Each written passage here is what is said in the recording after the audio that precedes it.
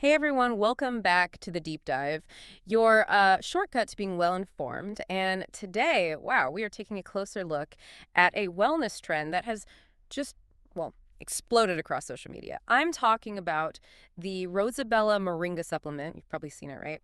Splashed all over your feeds. It's being sold as this like miracle cure-all. Claims like magically lowering cortisol, fixing anxiety, helping with joint pain. Some are even calling it nature's most powerful multivitamin. I mean, seriously, the promises are huge. 92 nutrients, 46 antioxidants, 27 essential vitamins. It sounds almost too good to be true, doesn't it? So for this deep dive, we're not just asking if Rosabella works. We kind of want to use it as a way to understand the playbook behind modern wellness marketing. How does, real plant potential get turned into a miracle cure through what we're calling manufactured virality? That's exactly it. Our mission here is really to unpack these pretty bold claims. We'll be looking at the sources we gathered.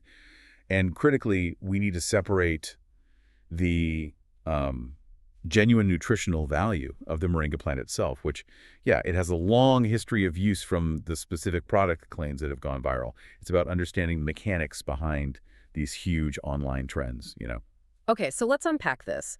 Moringa, the plant, it does have nutritional value, that seems clear. But then Rosabella's marketing really hammers things like boosting energy, slashing inflammation, supporting digestion.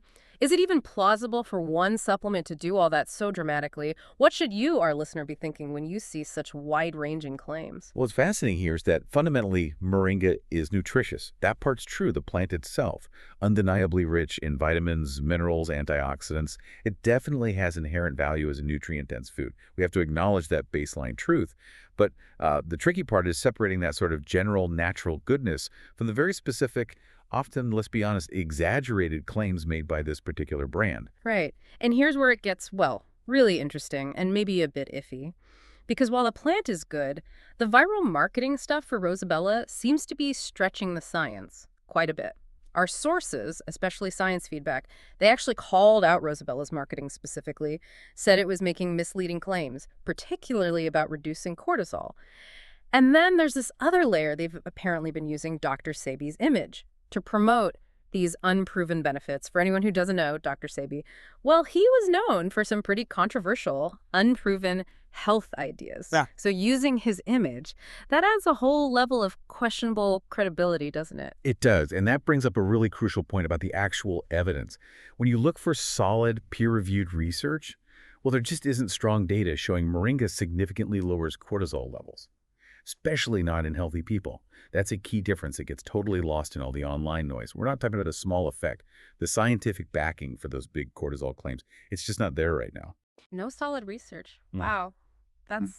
That's pretty major considering how much they shout about the cortisol benefits online. Makes you wonder how these stories even start. Mhm.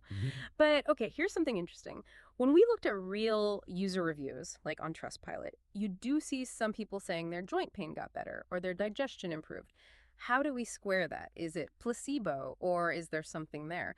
My read from the source is, okay, maybe those things could line up with moringa's known anti-inflammatory side. But, and this seems really important, people said these improvements happen slowly, like over weeks, not the instant dramatic fix you see in the viral ads. It's like that game telephone, right? A small benefit gets puffed up, shared, hyped up until the original truth is kind of lost. Yeah, and if you connect that to the bigger picture, it really does paint this concerning pattern. It looks a lot like manufactured virality. Our sources have pointed out that you have loads of different social media accounts pushing almost identical, scientifically shaky cortisol claims. It feels more like a coordinated campaign, not just people organically sharing good results. And throwing Dr. Sebi's image in there, like you said, just gives this false stamp of approval to claims that don't really hold water scientifically. It's a classic marketing tactic. So, okay, what does all this mean for you listening right now, maybe seeing these ads and feeling tempted? It really seems to boil down to this. You're probably paying a premium price for what's essentially just standard moringa powder.